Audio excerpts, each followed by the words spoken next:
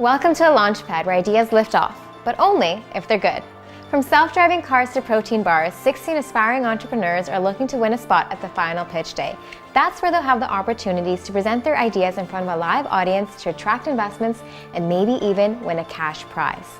But before all that, they must face our 3 experienced industry experts. Will these budding entrepreneurs impress with their pitch, or will they crumble under pressure?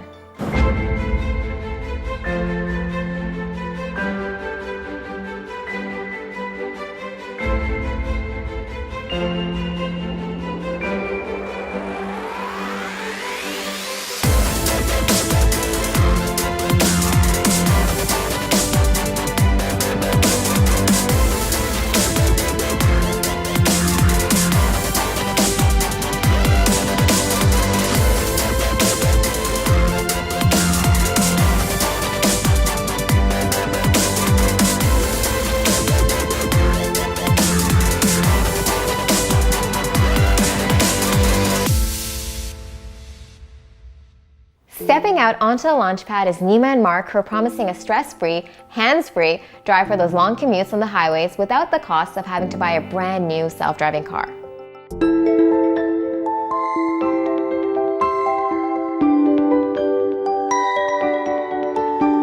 So my name is Nima Ashtari. I'm the CEO and product architect of X-Matik Inc. I started out as a mechanical engineer out of school, and I worked for big companies, usually through my career at Honda, Tesla, Husky. So throughout that time, I realized that really employment wasn't the thing that drove me, and the thing that drove me was just solving the problems that I encountered in life. And I've sort of felt that way all throughout when I was a young boy as well, just making things throughout life to make my life easier, from alarm security systems to kind of automated things around the house.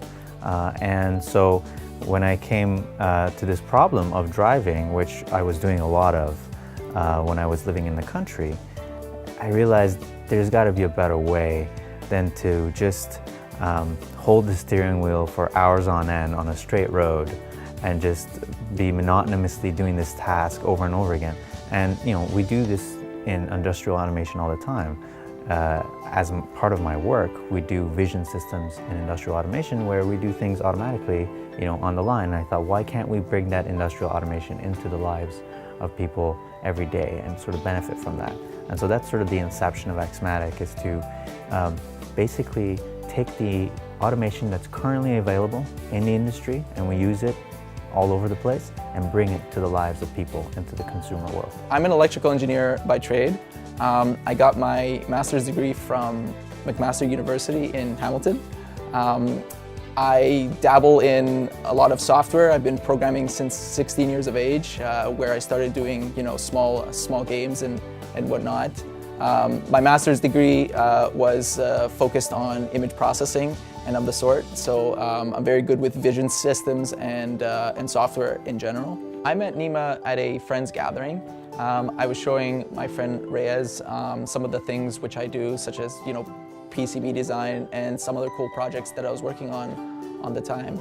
And you know, I was really, you know, going off and just being a big chatterbox, and Nima overheard me, and he's like, hey, you know, come over, you know, I've got this thing I'd like you to take a look at. So at the time, he unveiled to me the first prototype of our product, and there were some outstanding engineering issues which he wanted me to take a look at. So from there, we started working together, and you know, I fixed a lot of those, and then we moved on to another prototype, which is the one that you guys have seen, and that's sort of how our relationship here grew. Necessity is the mother of invention, and so I wanted to build this product, and I thought, there's no way I can do it alone. It had too many moving components, it had too many elements of it that were not specialties of mine. And so I needed other folks to join and make that happen. And the other aspect of it is that really, to be able to do anything outside of employment for another person, you have to acquire the skills necessary to build a team. It's not just about, you know, having an idea and building a product. It's about getting people to buy into the idea and to build that product with you. And so I thought that skill is necessary no matter what I do. And so I wanted to develop that skill, and that's sort of how I went about doing it. So I bring my experience to the team. I have 20 years of experience in the industry, and I have done engineering, I have done management, I have done customer consulting. I've experienced rapid growth of startups firsthand on a number of occasions, so I know what tends to work in which situation, and more importantly, what tends not to work. And that's, I think, the kind of experience that this team will need as it scales the challenges of bringing advanced self-driving technology to the public. My role at X-Matik is computer vision lead.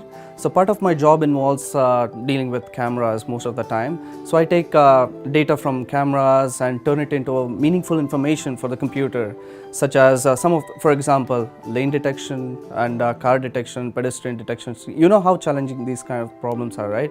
Most of the companies like Google, Ford, like these guys are putting a lot of R&D and research into it. So these are kind of challenging problems that I would love to work with. Basically, you buy it, either buy outright or lease it, and you or a mechanic can install it in under an hour into your car. And once it's installed, you're going to go for a bit of a ride and drive around as you would normally, and the car is going to learn about your car. Our system is going to learn about how your car behaves, you know, how much you're braking, your steering, how much your steering wheel actually controls the car, because different cars are a little bit different in that respect. So it'll learn all those things by you driving. And once it's ready, it'll say, okay, you know what, I've got how this car works, and it'll allow you to now turn it on. And so you go on the highway, you turn it on, and it's like cruise control, except also for your steering wheel.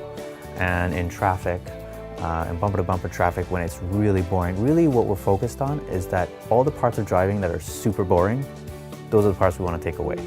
Can X-Matik really drive your car on those long, monotonous drives to and from work? Let's see what our panel of industry experts think about this self-driving idea. You mentioned just now sort of 3 entities in Ontario who are licensed, so obviously the certification process and all that is completed. Is there anything else that you need to do to kind of fully roll out the technology? Yeah, so the testing license in Ontario is for testing companies, and so actually the only other two entities are University of Toronto and Waterloo, and so we're the only private entity with that license to test. But it's not for actual sales, and that's for when we actually have the final product. When we have the final product, then we'll go through another regulatory regime where they will certify that final product. How long would that take and how much money would it require?